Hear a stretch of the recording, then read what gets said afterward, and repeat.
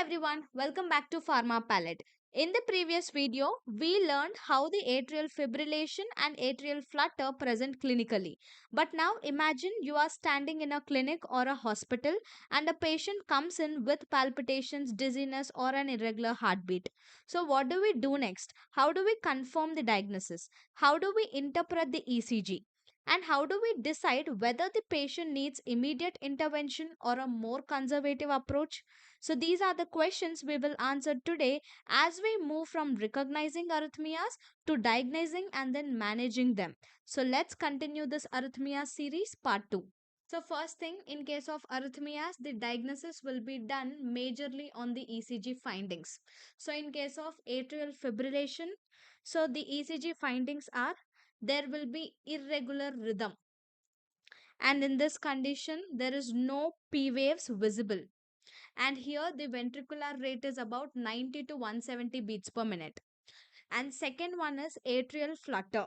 So in this condition there will be regular atrial rhythm, and also we can see sawtooth waves, that means there will be flutter waves. So here the ventricular rate is about 150, 100 or sometimes 750 beats per minute. And the next one is PSVT. So here, so there will be rapid narrowing of the QRS tachycardia. That means in this PSVT also there is regular rhythm. And also here, especially in the ECG, you can see that P wave is hidden in the QRS or T wave. So you can easily remember it as P secretly vanishes T. So P wave will be hidden in QRS or T wave. And the fourth one is proarrhythmias. So proarrhythmias means the newly developed arrhythmias because of taking an antiarrhythmic drugs. So in such conditions, the ECG will be having variable appearance. So variable ECG can be seen. And the next one is Torsades D points. So Torsades D points, here it is simply the prolonged QT interval, and also in this the U waves are more prominent, and this is also called as polymorphic VT, that is polymorphic ventricular tachycardia. So coming back to the last one, how do you identify the AV blocks?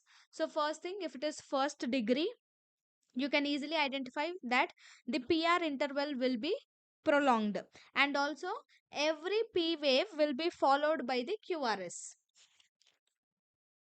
And coming back to the second degree AV block, so in this condition, the PR interval will be increasing progressively and one QRS will be getting dropped.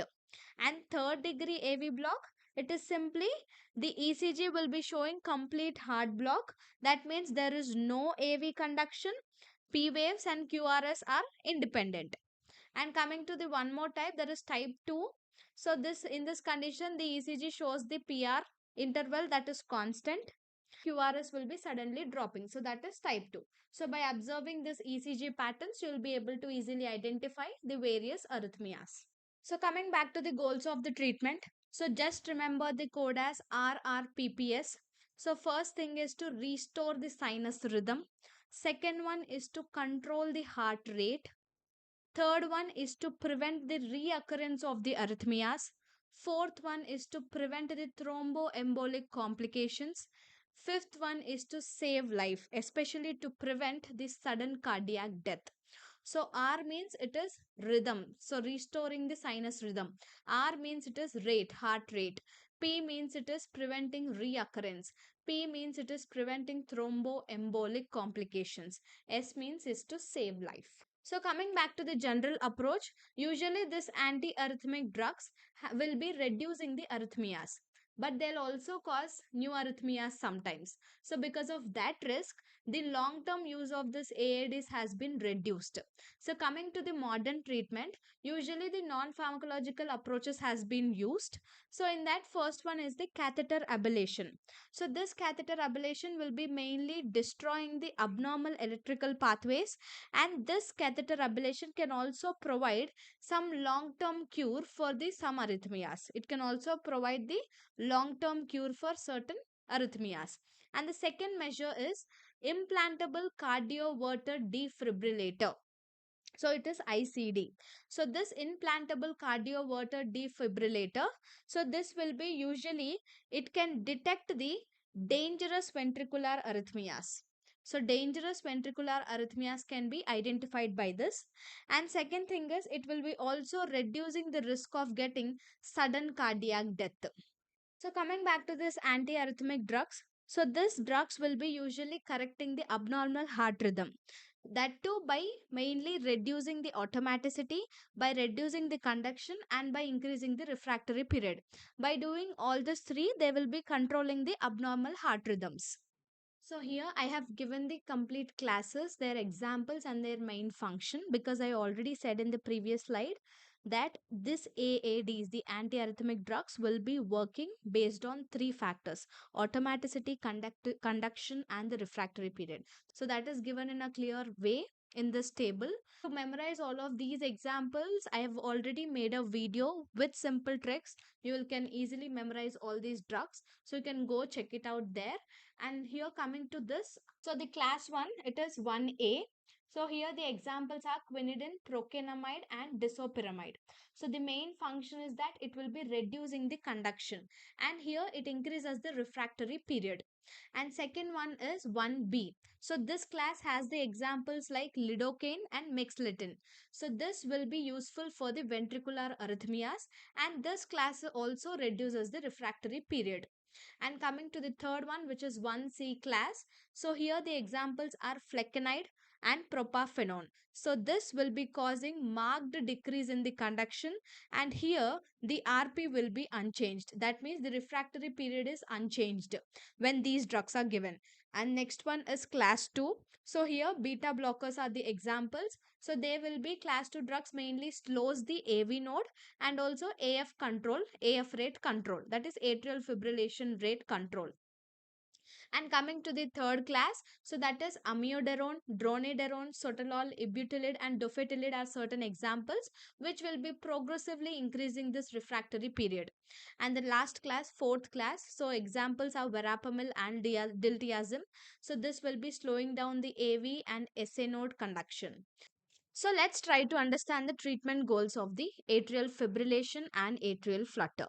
So here to remember this, just remember three terms, that is slow, restore and prevent. Just with this simple formula, we will be understanding the treatment goals. First one is to slow down the heart rate. So in this, you need to slow down the fast ventricular heart rate. When this is done, this will be reducing the symptoms like palpitations, dizziness or fatigue. The second one is to restore the rhythm. What you will do here? Next, we will be deciding whether the patient should be converted back into the normal sinus rhythm. Just by using, how can you convert back into normal sinus rhythm? First thing, you can use different medicines, or you can conduct the procedures like cardioversion. So by performing this cardioversion or by providing medicines, you can convert back into the normal sinus rhythm. Then after doing this, you need to also, when the cardioversion is performed, you should also assess the blood clot formation, because when cardioversion is happening, there's a chance of blood clot formation. So you should also access the risk of blood clot formation, because this can further lead to stroke sometimes. And coming back to the third one is to prevent. So here you will be preventing the complications. So this is one of the long-term management which mainly focuses on preventing the conditions like stroke, thromboembolism and sometimes reoccurrence of this AF. So in this condition, the anticoagulants will be used. Now let's discuss the hemodynamically unstable atrial flutter or atrial fibrillation. So, a patient can be considered unstable when the abnormal rhythm is seriously affecting the blood circulation. And in this condition, there will be various signs of instabilities. One is severe hypotension, which means it is a very low blood pressure, and the other one is angina, which is chest pain. Then we have pulmonary edema, that is fluid in the lungs that is causing breathlessness, and S means it is shock. So here just remember the trick HAPS to remember the signs of instability. So in this condition the management is very simple. So if the patient is unstable, you should not wait for any medications to work. You need to perform directly the immediate synchronized DC cardioversion, which is direct current cardioversion need to be performed. So the main goal of this is to restore the normal sinus rhythm quickly. and also improves the blood flow to the various vital organs. We have now learned how to identify these arrhythmias and how the initial management strategy is chosen. But we are not done yet. A major challenge still remains. Even if we restore our normal rhythm, how do we keep it that way? How do we reduce the risk of stroke? How do we prevent the future episodes from occurring? So, in the next video, we will explore the cardioversion, anticoagulation, and the long term treatment strategies that play a crucial role in patient outcomes. And if you're getting clarity so far, that's exactly what matters, one concept at a time, one step at a time. So, if you found this video helpful, don't forget to like the video, share it with your study partner, and subscribe to Pharma Palette and wait for part 3. See you all in the next one. Thanks for watching.